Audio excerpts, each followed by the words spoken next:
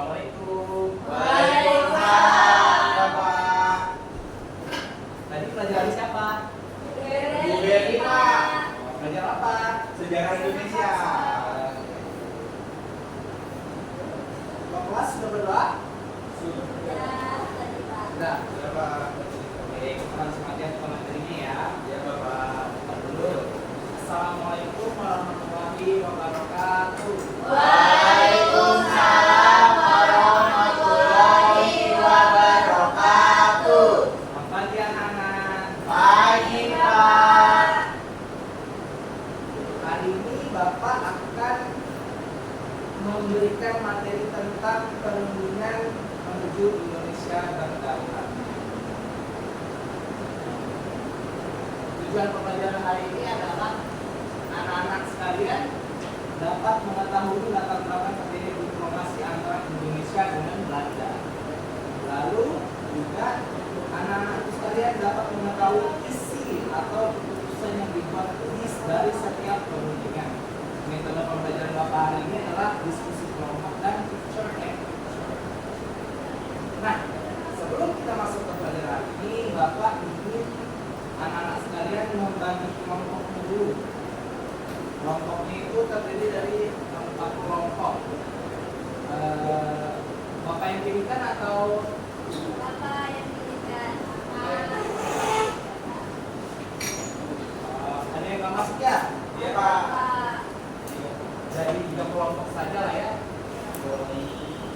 Kelompok 1, 2, 3 ya, Pak. Oke, kita lanjut. Nah, tugas kalian adalah setiap kelompok harus mencari unsur 5W plus 1H. Ada yang ingat 5W plus 1H itu apa aja? Pak, bahasa Indonesia loh. Bapak siapa? Ya, masih paham ya? Iya, Pak. Oke, kita lanjut. Nah, latar belakang dari apa yang terjadi yang disebut dengan perjanjian Indonesia menuju Indonesia yang berdaulat. Setelah Jepang menyerah kepada Sekutu pada akhir Perang Dunia Kedua, di tanggal berapakah? 14, Pak. 14 Agustus 1945. Iya, benar sekali. Siapa yang pertama kali mendengarkan Jepang menyerah? Sultan Syahrir, benar sekali anak-anakku sekalian. Nah, di masa-masa itu Indonesia memang sudah berusaha sebaik mungkin untuk menjadi negara yang diakui oleh negara-negara lain. Usahanya banyak sekali. Nah, tapi Belanda belum mengakui Indonesia. Belanda itu masih ingin menguasai Indonesia. Padahal kita sudah sepakat bahwa kita sudah merdeka di tanggal 17 Agustus 1945. Kenapa Belanda masih ingin menguasai Indonesia? Karena di Jadi? ini Pak, kayaknya Indonesia merdeka. Ada yang lain? Benar, tapi kurang tepat. Berlin. Kenapa Belanda masih ingin menguasai Indonesia? Karena waktu itu Indonesia masih kaya alam, Bapak. Benar sekali, terima kasih Berlin atas jawaban. Kita lanjut ya. Nah, jadi ngantuk. Semangat ya. Nah, Belanda masih ingin menguasai kekayaan negara kita. Itulah yang menjadikan konflik antar Indonesia dan Belanda pun terjadi. Dikenal sebagai Perang Kemerdekaan Indonesia. Pada awalnya sebenarnya pada menyerahnya Jepang itu, Sekutu ingin ke Indonesia hanya untuk memulangkan prajurit-prajurit Jepang yang masih terjebak di Indonesia. Tetapi ada siasat buruk dari Belanda. Dia mempersiapkan sebuah pasukan untuk kembali menguasai Hindia Belanda atau Indonesia. Nah, pasukan itu disebut dengan, ada yang masih ingat? Nika. Nah, ya. Pasukan itu adalah Netherlands Indies Civil Administration. Ini abang-abang ganteng ini yang mau Ada yang nonton film apa namanya? Lupa lagi. Film Belanda tuh loh. Star Wars. Bukan. Ada pokoknya. Film dari sudut pandang Belanda. Abang-abang ganteng ini ingin menguasai Indonesia kembali dengan kekayaan-kekayaannya. Mereka ini seperti menyamar atau bersanding dengan pasukan sekutu yang lainnya dengan maksud lain. Maksudnya adalah membuat jaring untuk menguasai Indonesia kembali. Jadi punya maksud lain, ingin padahal memboncengi sekutu, tapi punya maksud lain, ingin menguasai Indonesia kembali. Dalam perjuangan itu Indonesia terbagi menjadi dua. Ada perjuangan fisik, ada perjuangan diplomasi. Ada yang tahu contoh perjuangan fisik itu seperti apa? Perang. Perang secara langsung, benar. Apa saja, ada yang tahu apa saja kira-kira perang-perang yang terjadi untuk memperebut kemerdekaan? Bandung Lautan Api, benar Jerry. Ada lagi? Perang Diponegoro. Perang Diponegoro itu perang kedaerahan ya, masih kerajaan ya. Benar, tapi salah juga sih gitu. Ada yang lain? Ada perang Ambarawa, ada serangan umum 1 Maret, ada perang yang sangat besar, sangat memakan banyak korban hingga akhirnya di hari itu kita merayakannya sebagai Hari Pahlawan, yaitu hari atau pertempuran Surabaya. Gimana sih anak-anak ini? Ayo semangat. Di tanggal berapa perang Surabaya itu? 10 November. 10 November ya. 10 November ya. Nah, tokoh itu, ada yang tahu tokoh itu siapa? Bung Tomo. Bung Tomo. Beliau berpidato dengan berapi-api pada saat peperangan pertempuran Surabaya. Yang di atasnya ada yang tahu gambar apa itu? Perobekan. Di Betul, hotel di mana? Di Hotel Yamato. Wih, betul sekali. Tepuk tangan untuk Nak Sri.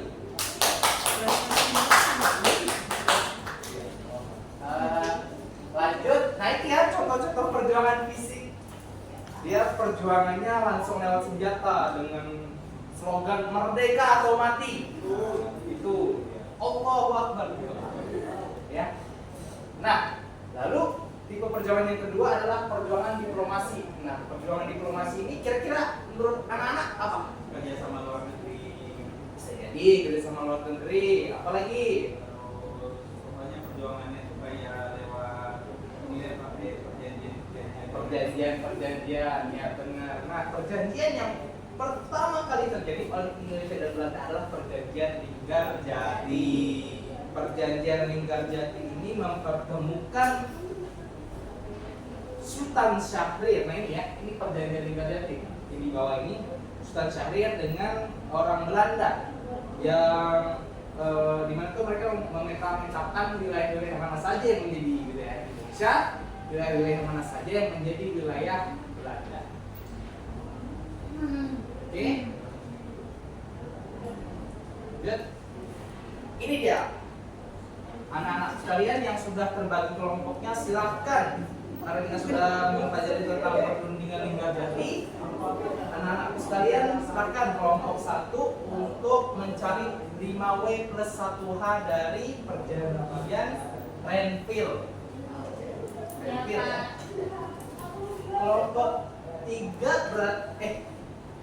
kelompok 1 ya. Kelompok 1 perjanjian Renville, kelompok 2 itu perjanjian Rockroyen ya. Catat. Kelompok 3 konferensi meja bunda. Butuh berapa menit anak-anak?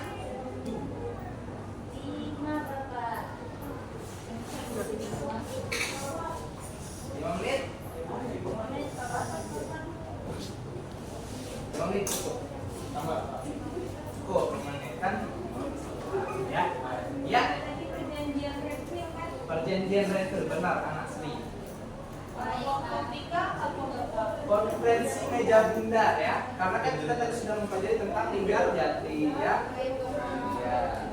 Silakan yang tidak punya kertas silakan pakai HP saja tidak apa-apa. No teks, Bapak di sini pakai teknologi saja ya. Nanti setelah dicari 15 satuannya presentasi di depan ya. Itu kewakilan Bapak. Ya. Atau mau berdua tuh Bapak sama saja.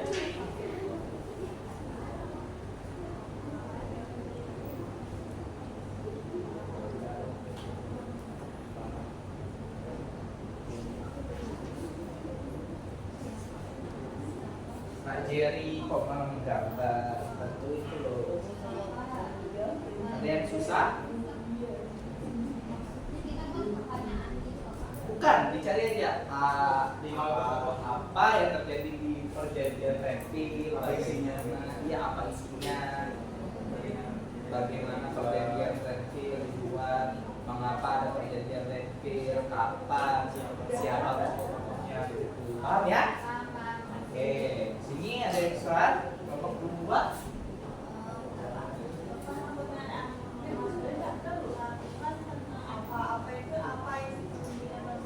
Bisa apa isi perjanjian Rockland atau apa latar belakangnya, apa maksudnya, apa silakan saja. Kelompok 3.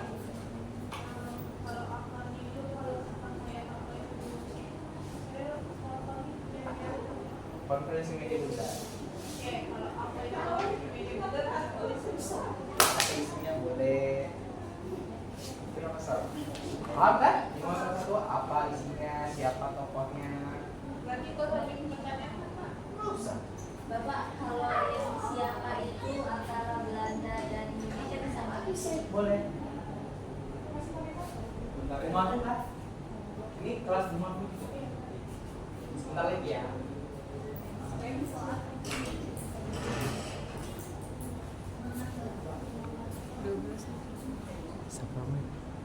12 menit cowok.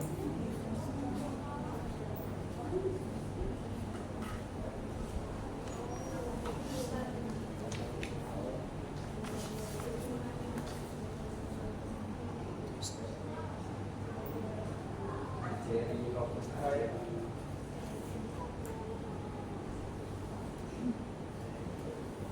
Ya, siapa?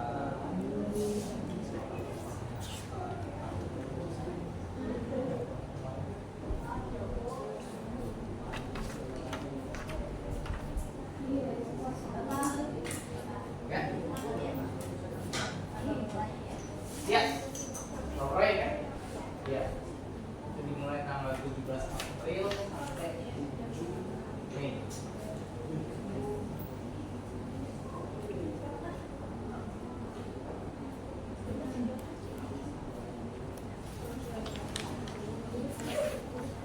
Ya.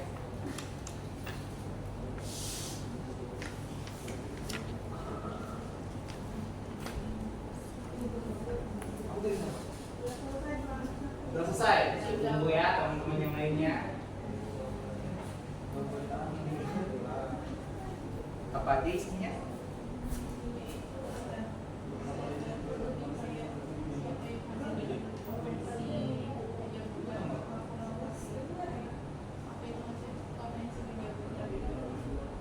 Ya, ya, Pak.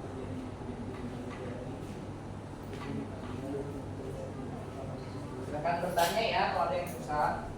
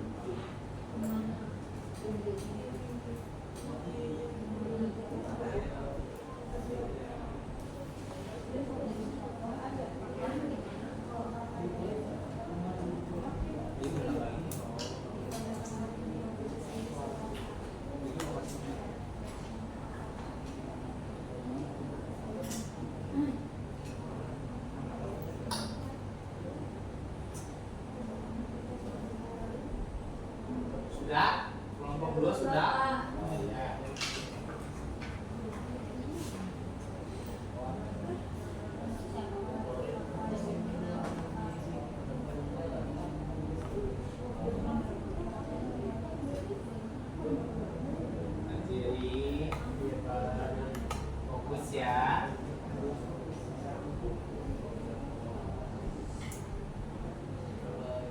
Sudah Bapak. Sudah, kelompok 1 sudah.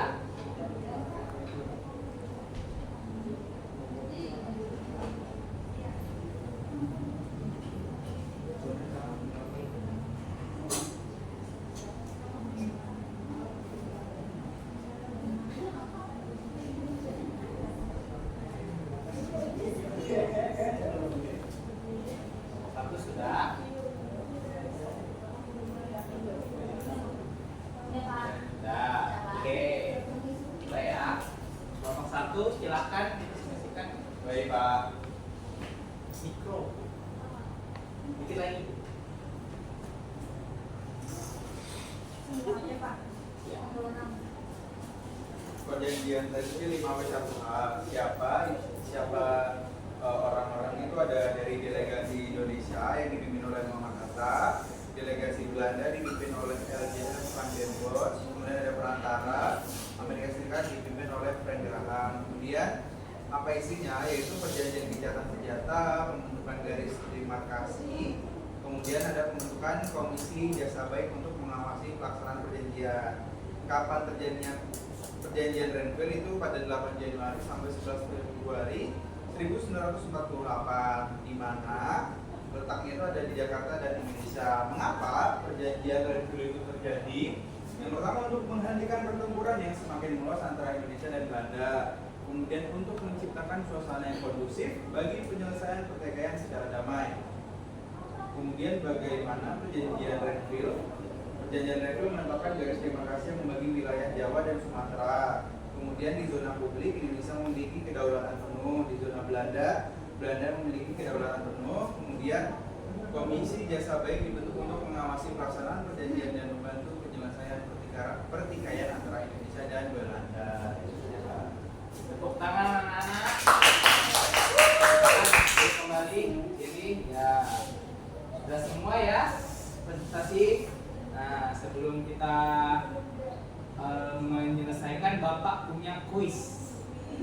Hei, apa-apa. Ini kan perjanjian Linggarjati, kan sudah kita pelajari. Nah, Ya. kita ke perjanjian Renville ya. Nah, Nah, kuisnya adalah di manakah perjanjian Renville itu diadakan? Ya. Jakarta. Nah, Jakarta. Ya, di mana? Jakarta di mana? Di hotel Di mana? Di hotel Guest Inggris Jakarta. Itu benar. Perjanjian Renville ya. Iya Pak. Itu Pak ya Pak. Ya, Pak. Coba dicek lagi. Perjanjian Renville itu ada di kapal perang Amerika Serikat yang bernama USS Renville. Sepertinya itu Oh ini ditandatanganinya Pak. ditandatanganinya. Oh ya sudah, tidak apa-apa, sama saja ya. Kita lanjut ke perjanjian Romeroyen. Siapa tokoh yang terlibat dalam perjanjian tersebut? Itu dong, kan kelompok-kelompok. Ya, percepat. Supomo, Muhammad Royan, sama Ali Sastromin Dojo. Ya, dari pihak Belanda. Dari pihak Belanda itu ada Dr. Herman van Royen sama J.A. Lovin. Baik, terima kasih. Betul ya. Lanjut ke pertanyaan terakhir. Apa hasil dari konferensi meja bundar? Singkat saja. Hasilnya itu Indonesia yang mendapat kedaulatannya Bapak. Terus itu ada dilangsung pada tanggal 27 Desember 1949. Betul ya. Tepuk tangan untuk semuanya. Ya, sebelum mengakhiri pelajaran kita hari ini, Bapak ingin menunjukkan satu video. Simak ya. Apa jadinya suatu negara kalau tak ada pemimpin? Apa jadi? Mungkin sekilas kedengarannya terlalu ada-ada. Nyatanya itulah yang terjadi pada kita. Tidak lama setelah proklamasi dibacakan, negara merdeka kita kembali diserang sama penjajah. Pemimpin kita ditangkap. Tapi bukan menyerang Republik ini, Indonesia tetap bertahan. di tangan seseorang yang pernah jadi orang nomor satu di negara kita, sekaligus pernah dicap sebagai pemberontak. Inilah dia kisah bagaimana setitik api bernama Indonesia bertahan menyala di tengah goncangan badai. Inilah Indonesia pada masa itu. Ini yang sudah terjadi di RT. Bagaimana Belanda menguasai hampir seluruh Papua dan Kalimantan. Dan yang abu-abu ini wilayah Belanda dan wilayah militernya Belanda. Indonesia cuma kedapatan Jawa Tengah, Jawa Barat, dan Sumatera. Bukan seperti yang kita kenal sekarang, disepakati antara sang tuan rumah dan sang penjajah, dirundingkan bersama negara dari Serikat Bangsa-Bangsa Dunia. Tapi kesepakatan ini pun tak bertahan lama, dan di hari ketika tak seorang pun menduga, Belanda melancarkan gila serangan berjuta. Yogyakarta adalah ibu kota kita sebelum Jakarta.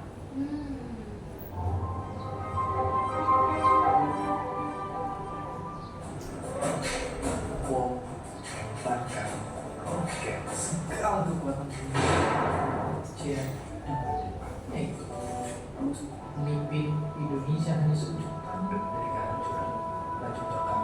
Sumatera Barat, Syafruddin langsung membahas langkah-langkah apa yang bisa mereka ambil. Dan inisiatif mereka langsung lahirlah pemerintah darurat Republik Indonesia. Ketika kita diserang di Yogyakarta, maka dengan cepat Bapak Syafruddin Prawiranegara ini mendeklarasikan bahwa ada pemerintahan darurat Republik Indonesia, di mana di Bukit Tinggi, Semarang. Syafruddin bangga, ahli hukum berdarah Banten dan Bintang yang menjadi orang nomor satu saat berjalan surat ini satu. Ini presiden Sehari setelah PDRI terbentuk, dia harus membuat pidato di hati Indonesia. Ya, tak sekalipun kedua belah negara. Namun ibarat bidang catur, untuk Belanda mereka membaruaskan berita-berita, mereka berpindah-pindah tempat di Sumatera, mereka menemui warga menjadikan sebagai standar. Dan ujungnya, semua ketegangan membawa kita untuk diskusi perdamaian dalam sebuah dari segala perjuangan itu akhirnya kita berhasil menuju perjanjian Royal. buah perjanjian Jakarta. Hasil diskusi ini pun akhirnya berlanjut ke konferensi Hasil dari diskusi ini lanjut lagi ke konferensi meja bundar. Eropa. Pada singkat cerita, pada akhirnya Belanda mengakui Indonesia sebagai negara. Akhirnya kita diakui sebagai negara yang merdeka di tahun 1951. Artinya 1945 sampai 1951 6 tahun kita diakui oleh Belanda. Nah, itu saja akhir dari video ini. Bapak ingin satu orang menyimpulkan pelajaran kita hari ini apa aja? Ayo, semua tunjuk. Desti saja, silakan. Jadi kesimpulannya apa? Kan kita sudah merdeka. Ya. Namun setelah kita merdeka, Belanda itu ingin menguasai Indonesia lagi karena Belanda belum mengakui bahwa Indonesia ini merdeka. Nah, jadi itu banyak perjanjian, perunding-perundingan yang dilakukan dan akhirnya Indonesia itu mendapatkan kedaulatannya lagi, Pak. Ya, benar sekali. Karena kita merdeka dan hidup sampai sekarang. Ya, tepuk tangan untuk Desti. Ya, Bapak sudah mengirimkan tugas di Google Classroom ya untuk tugas rumah. Mungkin itu saja pelajaran kita hari ini. Akhir kata Bapak ucapkan terima kasih kepada anak-anakku sekalian yang sudah fokus, sudah semangat untuk pelajaran hari ini. Bapak ucapkan terima kasih. Assalamualaikum warahmatullahi wabarakatuh. Waalaikumsalam warahmatullahi